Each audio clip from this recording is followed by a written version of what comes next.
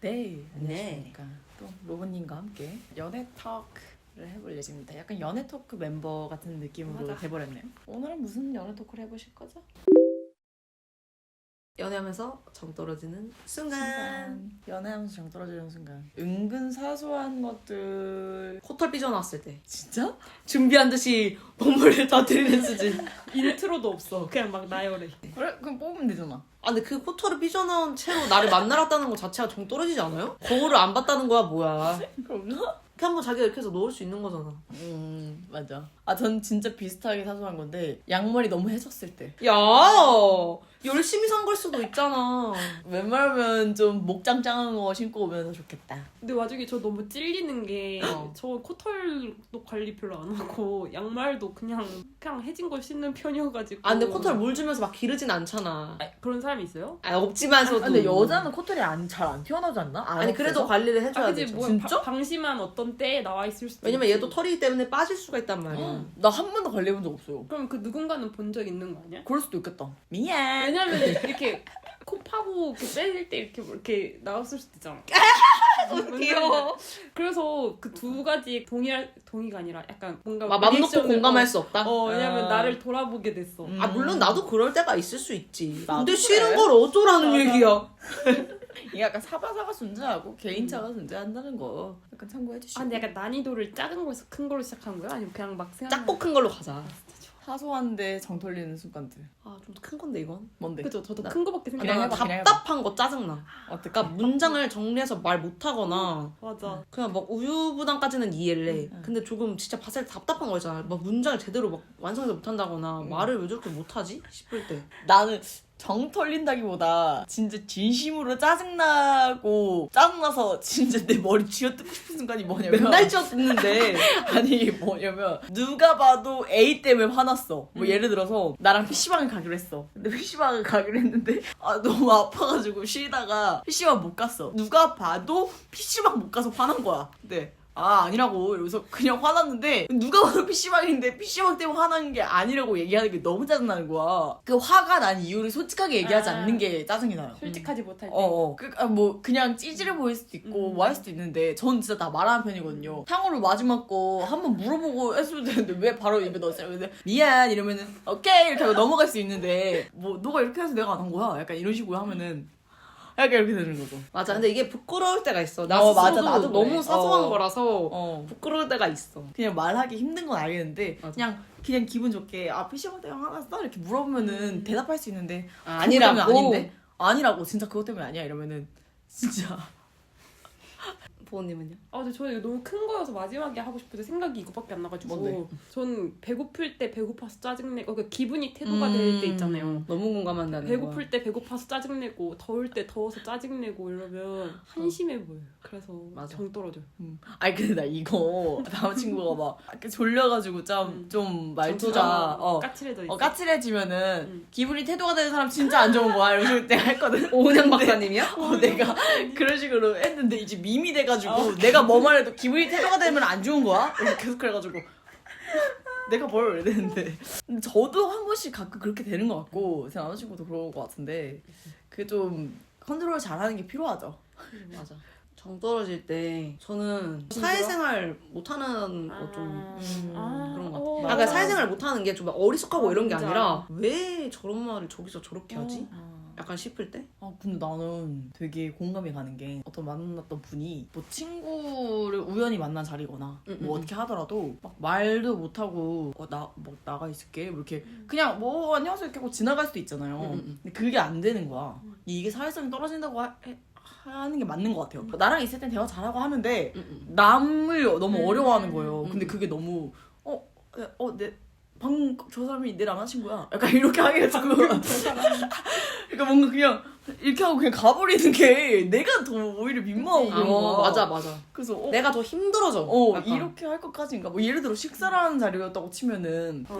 남자친구가 있었는데 어쩌다가 이제 수진이랑 저랑 이제 남자친구랑 이렇게 더블 데이트처럼 이렇게 어쩌다가 식사를 하게 됐거든요. 그냥 남자친구가 다이어트를 하고 있었나 봐요. 근데 보통 그래도 식사 자리면은 같이 고기를 먹잖아요. 근데 진짜 좀 고기였어. 다이어트 하느라 안 먹어요. 이러고 안 먹은 거야. 야채만 먹었나? 아니 아예 먹었어. 아예 안 먹었어. 아예 안 먹고 뭐 술 같은 것도 저는 술 안 먹어요. 그래서 아예 안 먹은 거야. 그래서 뭐 우리끼리 뭐 짠 이러면서 하는데 되게 민망하더라고요. 그러니까 이렇게 뭔가 다른 사람들이랑 있을 때는 어울리는 게 있었으면은 더 좀 제가 편했을 텐데 되게 불편하다 이런 생각을 했었어요. 그런 게 좀 정 떨어지는 순간이라기보단 다시 보게 되는 순간이라고 해야 되나?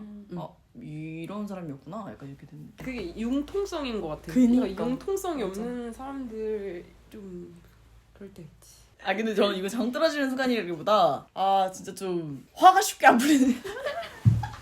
근데 사실 나는 남자친구한테도 얘기해. 나 지금 정 떨어졌다고. 너 괜찮아? 전 솔직히 정 떨어지는 순간은 없어요 지금. 근데 정이 떨어진. 솔직히 진짜 솔직히 정 떨어지는 순간 없고 진짜 저한테 패고 싶다 이런 생각이 있었는데 그럼 저다 패고 싶은 순간. 저한테 패고 싶은 순간 뭐가 있냐면 전 제가 무한해지는 게 너무 싫어요. 그러니까 예를 들어서 화가 나는 뭐 이렇게 싸울 것 같은 순간에도 저는 좀 장난으로 풀고 싶거든요. 뭐 해줘 이 장난식으로 푸는 거 아니야, 화? 장난으로 넘어가고 싶거든요. 저만의 화를 좀 재밌게 넘어가고 싶어서 쓰는 그런 여러 상황들, 뭐 개그들이 있는데 그런 것들이 갑자기 정색을 한다던가. 그치. 막, 그런 노력이나 배려를 무시해버리면. 그냥 좀 이렇게 넘어갈 수 있는 순간들이 진짜 아무것도 아닌데 그냥 이렇게 무시한다던가 그렇게 하지 말라고 이런 식으로 하면은 약간 상처받잖아. 되게 상처받고 지가 안 하니까 내가 하는 건데 내가 이걸 왜 하고 있어야 되지? 이런 생각이 들고 좀 속상하더라고요. 맞아, 그건 진짜 속상해. 딱 그 말이 맞는 것 같아. 무한주는. 근데 약간 연인 간의 싸움은 어느 한쪽이 좀 노력을 하는 거잖아. 이런 게 맞아, 일종의 맞아. 노력인데 맞아. 그걸 당연하다고 생각해서 나 아직 안 풀렸어를 더 맞아. 내세우기 앞서는 맞아. 그런 게 있는 것 같아. 맞아. 근데 그게 진짜 어려워. 그 순간에 한 번 참고 내가 먼저 하는 게 말은 쉽지. 진짜 이게 감정의 동물이어가지고 어려워요. 근데 이게 진짜 웃기는 게 내가 대인배라기보다 내가 성격이 급해서 항상 먼저 하는 편이거든요. 먼저 이렇게 화를 풀려고 하고 얘기를 하고 막 이렇게 장난치고 이렇게 하는데 항상 내가 하는 게 개 짜증날 때가 있어. 왜 내가 항상 해야 되지? 이런 생각이 들 때가 있어. 왜 먼저 사과 안 하지? 저는 문자로 보내요. 지금 옆에 있어도 뭐 다혜야 어쩌고저쩌고 내가 듣고 싶은 말 써서 이렇게 보내. 이렇게 하고 먼저 가면은 이렇게 문자 보내고 그렇게라도 먼저 사과 손 건네는 걸 연습시키고 싶어서 그렇게 좀 하는데 그렇게 해도 나중에는 계속 먼저 손을 제가 내미니까 짜증날 때가 있죠. 근데 이게 또 이전 편에도 말했지만 누가 정답이고 그런 게 없이 진짜 그냥 내가 성격이 급해서 먼저 하는 것 뿐인데 괜히 개빡칠 때가 있긴 하더라고요. 항상 하는 건 좀 그래. 항상 하는 건 좀 그렇다. 이거 왜 경고 아니야, 그냥 이거? 근데 궁금한 게 보통 더 잘못한 쪽이 먼저 하지 않아요? 근데 사실 연인 싸움에는 잘못은 무조건 있지만 그게 감정 싸움으로 번지는 게 대부분이고 감정 싸움을 하다 보면 그 잘못을 했던 반대쪽이 더 상처 주는 말을 해서 이게 잘못이 토스되기도 하기 때문에 맞아. 그 오은영 박사님이었나? 가장 좋은 싸움은 A를 계속 얘기하는 거라고 했어요. 대화 주제를. 그래서 A에서 B로 갔다가 A로 넘어와서 마무리 지어야 되는데 A, B, C, D 이렇게 가면 이제 싸움이 엄청 본질에서 멀어지는구나. 그래서 저는 본질충이에요. 그래서 지금 우리가 싸우는 이유는 이거다. 다시 원점으로 돌아가. 다른 것은 얘기할 필요가 없다. 이것도 전 그 본질 그 얘기하셔가지고 이것도 그 저 남자친구 사이에 밈이 된 게 있는데 그 약속의 경중에 대해서 따지고 있는 상황이었어요. 오빠가 약속을 너무 중요하게 안 생각하는 것 같아서 기분이 상했다라고 얘기했는데 자꾸 B, C, D, E, F, G 이렇게 나가는 거야. 그래서 그게 너무 짜나서 나중에 너무 화가 나서 요는 약속의 경중이야. 요는 약속의 경중이야. 요는 약속의 경중이야. 이렇게 해서 나중에 요는 약속의 이게 밈이 됐거든요. 이런 식으로 계속 본질을 지키게 되는데 그것도 또 하나의 싸움이 되었다. 다들 많이 싸우나 봐. 초반에 많이 싸우죠 사실. 저는 사실 안 싸우거든요. 좋지. 좋은 거지 뭐.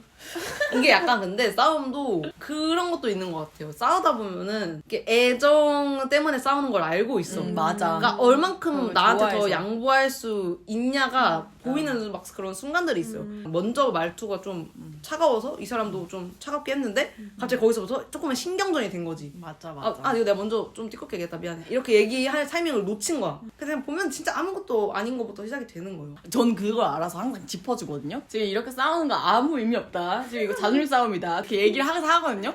근데 이게 제가 이렇게 막 해도 이제 상대방이 지금 캄다운 해야 되는 시기면은 말을 안 하게 되잖아요. 그럼 그 말 안 하는 거에 또 짜증나서 막 이렇게 풀어주다가 말은 해야 될 거 아니야. 이러면서 또 싸우게 되고. 말은 해야 돼. 알고 있어도 계속 싸우게 되고 이런 것들이 있죠.